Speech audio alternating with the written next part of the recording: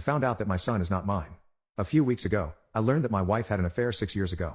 I found out when her sister, whom I visited to see how her own child's delivery went, confessed that my wife had drunkenly slept with her best friend 6 years prior. According to her, my wife deeply regretted it. At the time, she told me I was with my son, and immediately after leaving her house, I went to take a paternity test with him, fearing the worst. A week later, I got the results and my fears came true. My son is not mine. For some reason, I began to see the boy differently, more as an acquaintance than a son. With proof in hand, I confronted my wife at night when the child was sleeping. She asked me who told me, and I simply told her that it is none of her business, although obviously it will not take long to connect the dots that it was her sister. Well, that is not my problem now. Regardless of that, I asked her for a divorce, which is now in process. She was devastated.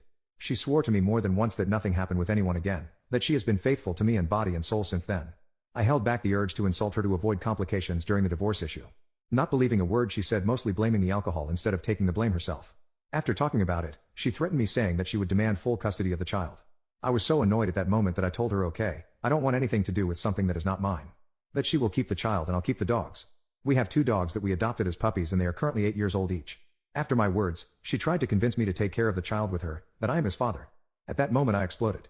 I was so angry and I had held back so much the urge to scream that I just yelled at her to go and take her bastard with her.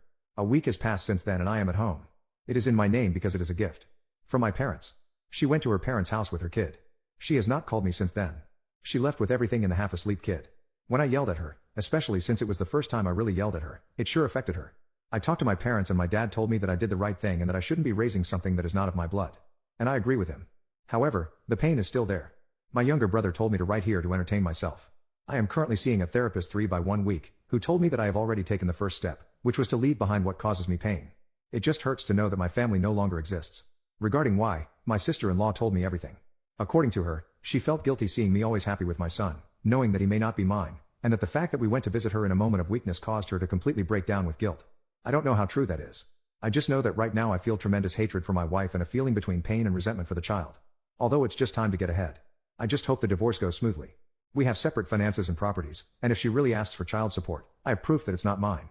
According to my lawyer, that's more than enough if she tries a legal process for that. My therapist also recommended that I not see him nor her. That regardless of the child's feelings, I should focus on my own first.